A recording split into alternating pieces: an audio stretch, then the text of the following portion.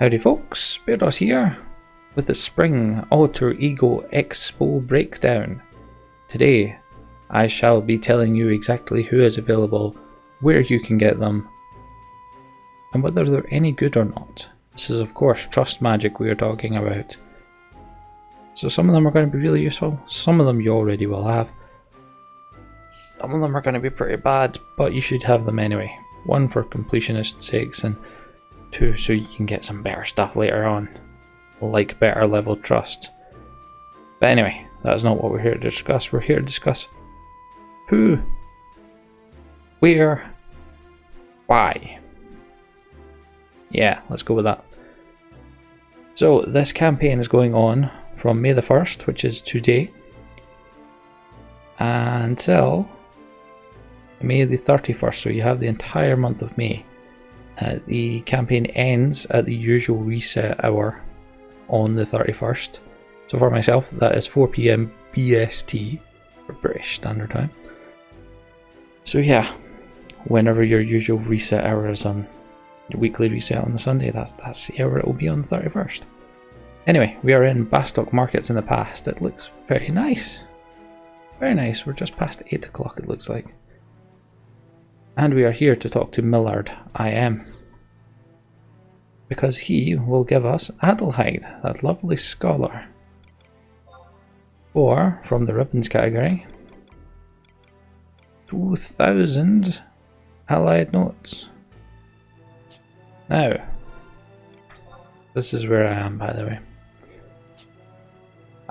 Yeah, Adelheid is not someone you should be spending allied notes on first and foremost. You probably already have her, because you get her from the Records of Eminence basic tutorial. The one where it tells you go out, summon a trust, come back. Go out, summon a trust, come back. That one, you get Adelheid as part of that, so seriously, do not spend. Fair enough, your allied notes aren't really worth much, but don't spend them. You should already have this, and if not, go and bloody do it. As for Adelheid, I find her somewhat useful.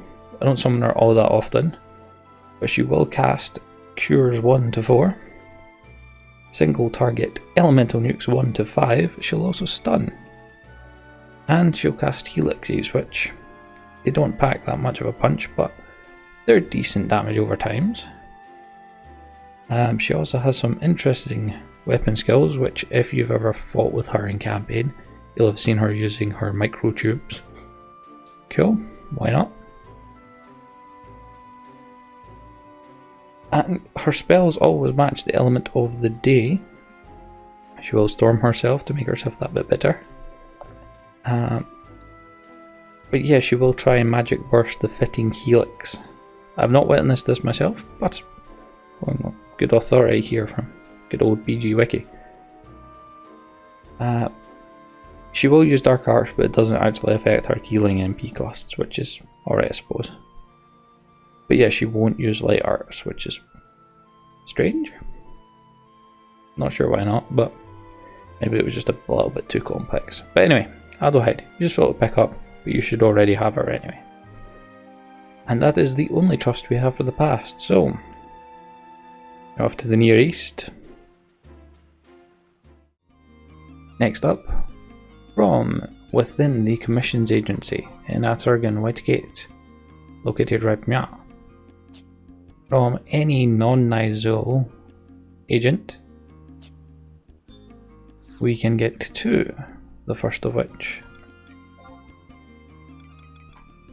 is Nejing. I believe I'm pronouncing that correctly. So, Nejing is the paladin puppet from the At Argan mission line. I really like Nejing, really cool. Uses Flash and Dispel, also Provoke and Shield Bash. Has the usual awesome weapon skills that come with this particular set. So Chimera Ripper, Slapstick, Strimclapper. Yeah! Always good there. Not the greatest at hold and hate, but yeah, if you're not dealing out that much damage or you have decent reduction in enmity, he'll be pretty solid because he has a passive 37.5% damage taken reduction, and will use stuff that will help him along the way. His barrier module, which increases block chance shield mastery. He will try and interrupt TP abilities with shield bash. Also gets the use of a weapon skill called Shield Subverter, which is an AoE silence. Never seen him use that. Don't really pay attention to what he's using, I just pay attention to it. Oh, he just used something that was quite nasty, I like it. Also has some synergy with Nashimira. If you summon him and Nashimira 1, not Nashimira 2, just Nashimira 1, Nashimira receives increased defense of 10%, but also increased enmity plus 10%. Not that great for the enmity, but the defense is definitely. But yeah, so that's... I mean, that could just be written wrong. It might actually be him that gets the enemy plus 10%. That would be helpful. Would make more sense. I think that's probably what it is. Strike what I just said in the last maybe 30 seconds. But I like him as a tank. I like to mix it up, throw him in there sometimes. The other one that we have here is Ovjang. Now Ovjang is the Meiji type from the Argon mission line. You'll use slow, silence, dispel, and single target nukes up to tier 4. I've never really thought much of him personally. Looks cool enough, but that's about it. If Nashimira is summoned, he gets reduced enemy of 10% and increased magic damage of 10%. That might make a bit of a difference, but really nukes up to tier 4, I don't think it's going to make that big of a difference. So again, worth picking up just for the numbers, but not one I would use all that often. So that's it for Atargan. Next we are off to the lovely Adlin Isles. So in Eastern Adlin at the Peacekeepers Coalition, right there, we need to speak to Ujle Zaleko. Before I go any further, I will add something to the Atargan trusts. If you need the currency required for that, you can trade some of your copper vouchers for it, rather than actually having to go through the assaults. It's useful to do that anyway, but if you just want the trusts and have no interest in the assaults, then copper vouchers are your way to go. Quickly gets it done and you can get them done just like that. Anyway, on to Ujle Zaleko. As you can see, she also has 2. First off, this will be your magic tank go-to. I know some people who are very excited because they have missed Amchuchu a few times. Amchuchu is a rune fencer and fantastic against anything that is fairly solidly magic based. So as a rune fencer, they will flash, foil, stone skin, refresh, phalanx, regen 1 at 4, protect 1 at 4, shell 1 at 5. They also appear to have some warrior abilities in there because they have berserk provoke, and then your usual rune fencer abilities in there too. Being a rune fencer, greatsword wielder, so we have some greatsword abilities in there with Limitation, Power Slash and Sickle Moon. Weapon skill damage has always been a bit meh on Amchuchu, but still holds heat really damn well. As I said, as far as magic goes, it doesn't do a whole lot to him, which is great.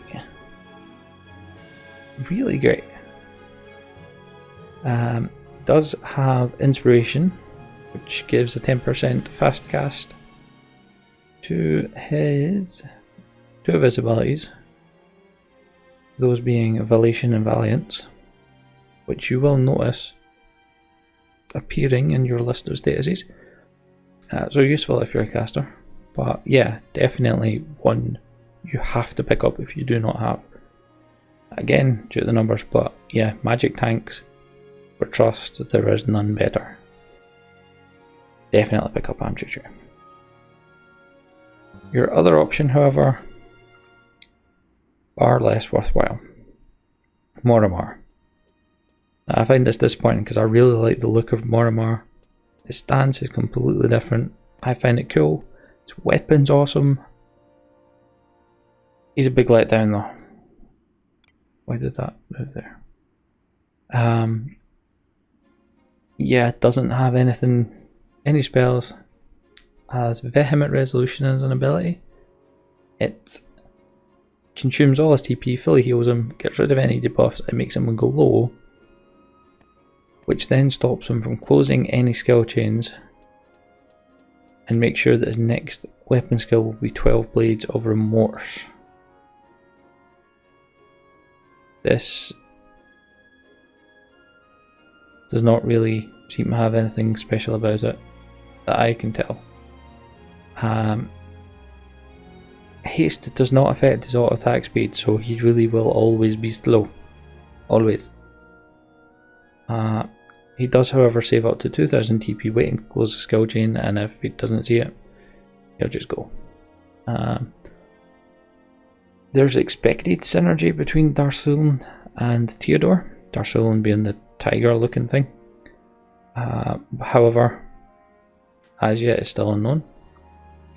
But yeah, just a number here, because as far as actually like doing damage, he's not great. The fact that you can't even speed him up makes him really poor.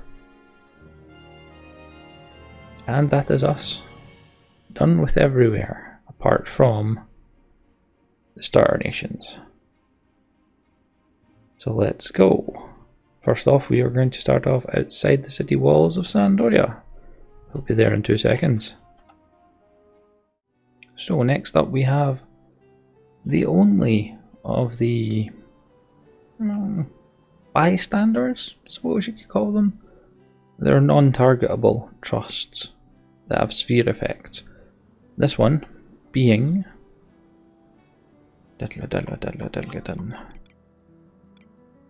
Sakura. There is two here actually, not just one. So Sakura,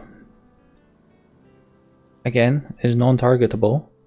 Grants an indie regen that at level 99 is 6 HP a tick, and will stack with player cast indie regen, so that's really nice.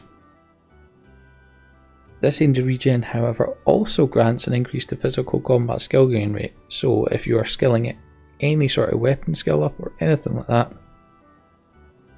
make sure you have Sakura, make sure you have Sakura summoned, and that they're following you, so summon them after you. Or first, sorry, not after you.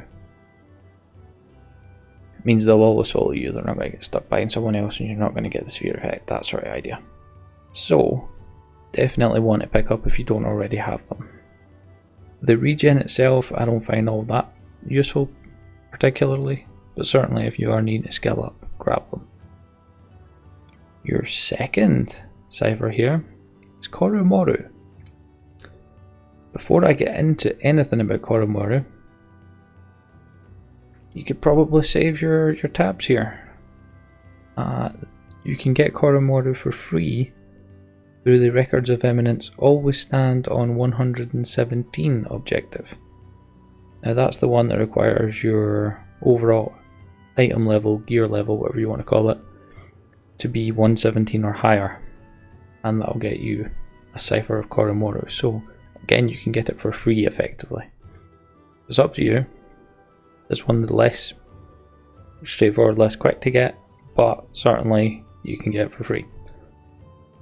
On to Koromoru, and he is a very solid red mage.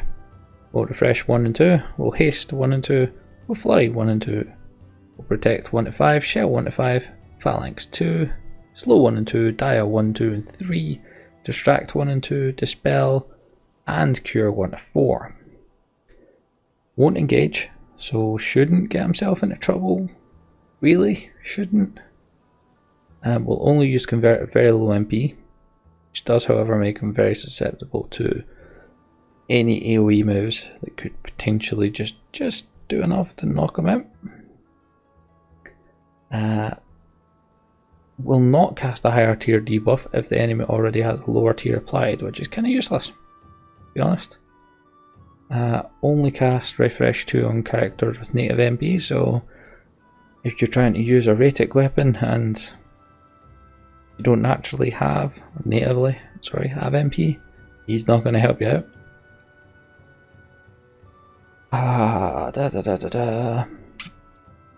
Not one that will help you if you are a meleeing ranged character. So if you're a Corsair or a Ranger and you're in there meleeing for TP, he's still going to give you Flurry. Chain great. But it's still great for getting Haste 2 or Flurry 2, but yeah, if you're in meleeing, then King of Hearts is probably your better option, because he doesn't care. He'll just Haste 2 you anyway. But yeah, I still want to pick up, and like I said, you can get them for free. And that's it for your field manuals or grounds tomes. It's any field manual or grounds tome, by the way. It doesn't have to be this particular one. I just happened to choose the one outside Sandy because it puts me in prime position for my next bit. I'll be back in 2 seconds. So, into our final location. And first up, from any city gate guard, so again, doesn't have to be Doria. It's just my nation, so that's where I choose always. And in the common items, you will find 2 ciphers in here. The first, a cipher of Rahal's alter ego. Now Rahal is, again, another tank. You will cast Cures of 1 to 4, Flash, Phalanx, and Light. You'll also use Sentinel, Berserk, Provoke, and Shield Bash. Has access to Savage Blade as well. Don't tend to recall him using Savage Blade very often though. I think he's more stuck to Fast Blade and Seraph Blade, which he's kinda sucky at. He's an alright tank from personal experience. If Flash is up, he'll use that instead of Provoke. He does have a tendency, a rule, I suppose you would say, where he will only cure someone when they're below 33% haste, but will always use the highest tier available. He saves Sentinel on himself for when he's below 33% health. And he'll only use Berserk when he doesn't have haste, so you know, he's a bit sensible in that respect. He does also have Dragon Killer though, so that's quite useful for if you're going up against any dragons. Get him involved and you should be alright. Again, it's another option if you want to change it up, or if you're going to be killing any dragons at any point. Certainly one to add for the numbers, because numbers are necessary. But not someone to shout about, really. Our next one is Maki Chibuki, one of the 3 little Tarus from the Chains of Promethea storyline. Maki Chibuki is a ranger. We'll use Flashy Shot, Sharp Shot, and Barrage. Sidewinder, Imperial Arrow, Dulling Arrow, and Flaming Arrow. So when he's busting out Sidewinders, they can be pretty decent from early levels. We'll try to stay out of melee range. Sometimes doing it to the point where he just runs back and forth and back and forth and back and forth and back and forth and back and forth. Doesn't actually engage in the fight at all. I've seen this happen. I've had it flagged to me during my Jimmy Bonsai series. I hadn't noticed it, but I've went back and watched it. Yep, he did nothing. Several fights. Also, and it wasn't during Light's Day that he did this, he will do nothing on Light's Day, so just don't summon him on Light's Day. He will do nothing. No attacks, no nothing. So yeah, another number, really, I would say. And I won't bother cutting here. I'll just run right across here. Let's speak to old Rolandian. Again though, it can be any of the record of Eminence NPCs. And where you will find them is in the Trust category. As you can see, there are 3 available. First off, we have Sid's Alter Ego. Sid's a hot mess. He can use Berserk and Aggressor. He clubs things. He also shoots. Not very good at anything though, as far as I'm aware. Saves up to 2500 TP waiting to close the skill chain. Still not very good. So yeah, that's Sid for you. Again, just another number. Kutada is far better. Far better. First off, he will use Corsair's role, so if you are XPing or CPing, you should be using them for that anyway. That's a nice boost he can give you with Corsair's role. Second off, his Chaos role is also not to be sniffed at, because it's damn nice. Very often, it'll be Chaos role and Evoker role you will have if you have any mages in the party, because quite often he chucks Evoker's role on as soon as someone gets to a percentage of MP, and I'm pretty sure it's not half. But he will use Triple Shot. He'll use Double Up and Snake Eye to get to lucky numbers or 11s even possibly. Fighter's role is what a DD will start with, as well as Chaos role. If you don't have Corsair's role up, he will prioritise Corsair's role if you have an XP band on.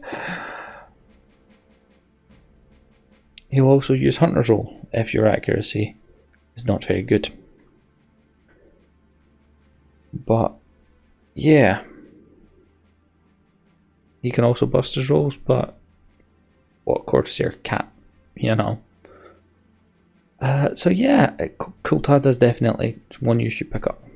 Definite pick up for me. And finally, we have King of Hearts. King of Hearts is an enigma. King of Hearts is a red mage. A little bit scatterbrained red mage, but there's benefits to that scatterbrainedness. You'll cast Refresh 2, Haste 2, Dia 3, Erase, Temper, Viraga 4, and Cures 1 to 4.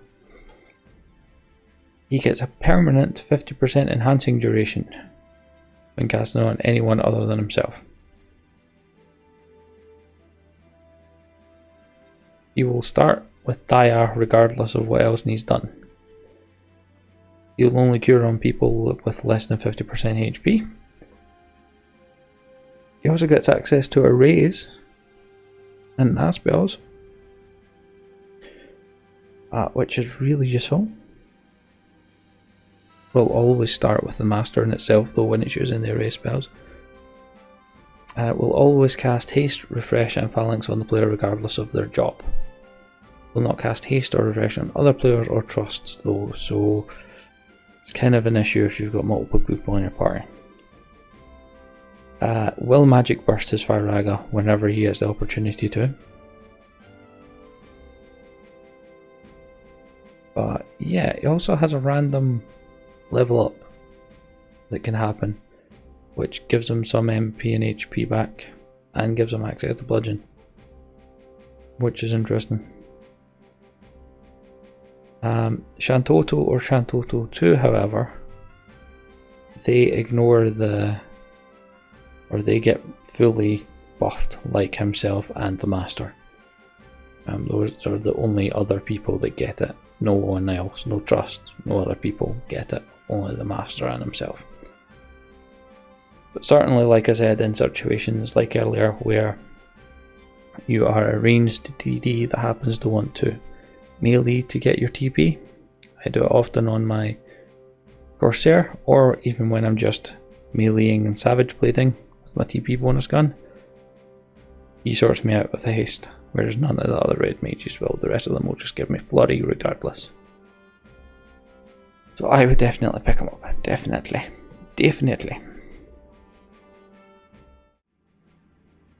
So that is it.